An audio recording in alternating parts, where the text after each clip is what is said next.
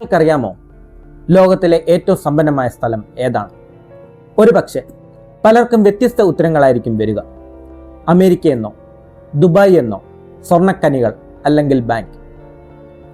American എഴുത്തുകാരനും സ്പീക്കറും creative productivity എക്സ്പേർട്ടുമായ Todd Henry ഇതിന് വ്യത്യസ്ത ഉത്തരമാണ് നമുക്ക് നൽകുന്നത്. അദ്ദേഹം പറയുന്നത് ലോകത്തിലെ ഏറ്റവും സമ്പന്നമായ സ്ഥലം ശ്മശാനം എന്നാണ്. കാരണം ലോകം ഒരിക്കലും കാണപ്പെടാതെ പോയ ആശയങ്ങളും തുടങ്ങാതെ പോയ ബിസിനസ്സുകളും എഴുതപ്പെടാതെ പോയ പുസ്തകങ്ങളും ഉപയോഗിക്കപ്പെടാതെ പോയ കഴിവുകളും അവിടെ അടക്കം ചെയ്യപ്പെട്ടിരിക്കുന്നു. ഈ ചിന്ത ലോകമെമ്പാടുമുള്ള ലക്ഷക്കണക്കിന് ആളുകളെ വളരെയധികം സ്വാധീനിച്ചു.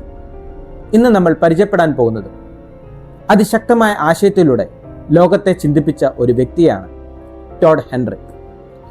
1960കളുടെ അവസാനത്തിൽ അമേരിക്കയിൽ ജനിച്ച ടോഡ് ഹെൻറി ഒരു സാധാരണ എഴുത്തുകാരൻ മാത്രമല്ല, ക്രിയേറ്റീവ് പ്രൊഫഷണൽസിന് അവരുടെ കഴിവുകൾ പുറത്തു കൊണ്ടുവരാൻ സഹായിക്കുന്ന കൺസൾട്ടന്റ്, സ്പീക്കർ, ഓഥർ എന്നീ നിലകളിൽ അദ്ദേഹം വർഷങ്ങളായി പ്രവർത്തിച്ചു വരുന്നു.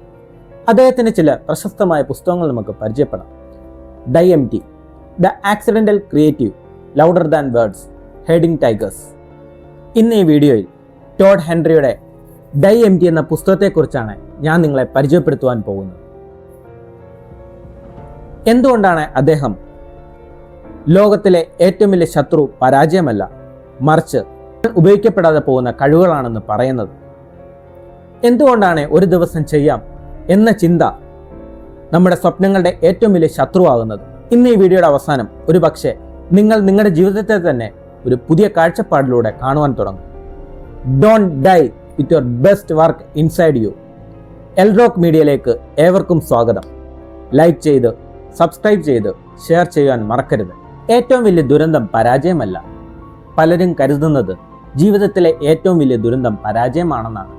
പക്ഷേ ടോഡ് ഹെൻറി പറയുന്നത് അതല്ല. ഏറ്റവും വലിയ ദുരന്തം നമ്മുടെ യഥാർത്ഥ കഴിവുകളെ ഉപയോഗിക്കാതെ ജീവിക്കുന്നതാണ്. ലോകത്തിൽ എത്രയോ ആളുകളുണ്ട് ഒരു ബിസിനസ് തുടങ്ങണമെന്ന് ആഗ്രഹിക്കുന്നവർ, ഒരു പുസ്തകം എഴുതണമെന്ന് ചിന്തിക്കുന്നവർ, ഒരു യൂട്യൂബ് ചാനൽ തുടങ്ങണമെന്ന് ആഗ്രഹിക്കുന്നവർ. പക്ഷേ വർഷങ്ങൾ കടന്നുപോയി സ്വപ്നങ്ങൾ സ്വപ്നങ്ങളായി തന്നെ തുടരുകയായിരുന്നു. എന്തുകൊണ്ട്? അവർ പരാജയത്തെ ഭയന്നു. സത്യം എന്താണ്? പരാജയം നമ്മെ വേദനിപ്പിച്ചേക്കാം, പക്ഷേ ശ്രമിക്കാതിരുന്നാൽ ജീവിതകാലം മുഴുവൻ നമ്മെ പിന്തുടരും. ഒരു ദിവസം എന്ന വലിയ കള്ളം. നമ്മൾ എല്ലാവരും ചില വാക്കുകൾ എപ്പോഴും പറയാറുണ്ട്. ഒരു ദിവസം ഞാൻ എൻ്റെ സ്വന്തം ബിസിനസ് ആരംഭിക്കും. ഒരു ദിവസം ഞാൻ പുസ്തകം എഴുതും. ഒരു ദിവസം എൻ്റെ ഡ്രീം ലൈഫിൽ ഞാൻ ജീവിക്കും. പക്ഷേ എന്താണ് പ്രശ്നം എന്നറിയാമോ? ഒരു ദിവസം എന്ന വാക്ക് നമ്മുടെ കലണ്ടറിലില്ല. മൺഡേ ഉണ്ട്, ട്യൂസ്ഡേ ഉണ്ട്, വെനസ്ഡേ ഉണ്ട്, പക്ഷേ വൺ ഡേ എന്നൊരു ദിവസമില്ല. നമ്മുടെ സ്വപ്നങ്ങളെ കൊല്ലുന്ന ഏറ്റവും വലിയ ആയുധം പ്രൊക്രാസ്റ്റിനേഷൻ അല്ല, അതെ, ഇനിയും സമയമുണ്ട് എന്ന തെറ്റായ വിശ്വാസമാണ്. കാരണം ജീവിതം വളരെ വേഗത്തിൽ കടന്നുപോകുന്നു. ഇന്നലെ വരെ കുട്ടികളായിരുന്ന നമ്മൾ ഇന്ന് വലിയവരായി. ഇന്നുള്ള സമയം ഒരിക്കലും ലഭിക്കില്ല. അതുകൊണ്ടാണ് പെർഫെക്റ്റ് സമയത്തിനായി കാത്തിരിക്കാതെ ഇന്ന് തന്നെ തുടങ്ങുക. കംഫോർട്ട് സോൺ എന്ന അപകടകരമായ ജയിലിൽ നമ്മുടെ ശത്രു പുറത്തല്ല, അത് നമ്മുടെ കംഫോർട്ട് സോണാണ്. കാരണം കംഫോർട്ട് സോൺ എപ്പോഴും നമ്മെ സുരക്ഷിതമാകും, പക്ഷേ അത് നമ്മെ വളരുവാൻ അനുവദിക്കുകയില്ല. ഒരു കപ്പൽ തുറമുഖത്ത് നിൽക്കുമ്പോൾ സുരക്ഷിതമായിരിക്കും, പക്ഷേ കപ്പലുകൾ നിർമ്മിക്കുന്നത് സുരക്ഷിതമായിരിക്കാനല്ല, കടലിലേക്ക് യാത്ര തിരിക്കാനാണ്.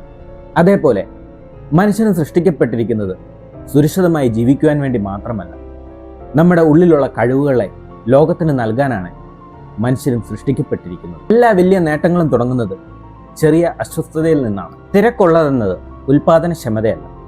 ഇന്നത്തെ ലോകത്ത് എല്ലാവരും ബിസിയാണ്, പക്ഷേ ബിസി ആയിരിക്കുക എന്നത് പ്രൊഡക്റ്റീവ് ആയിരിക്കുക എന്നല്ല.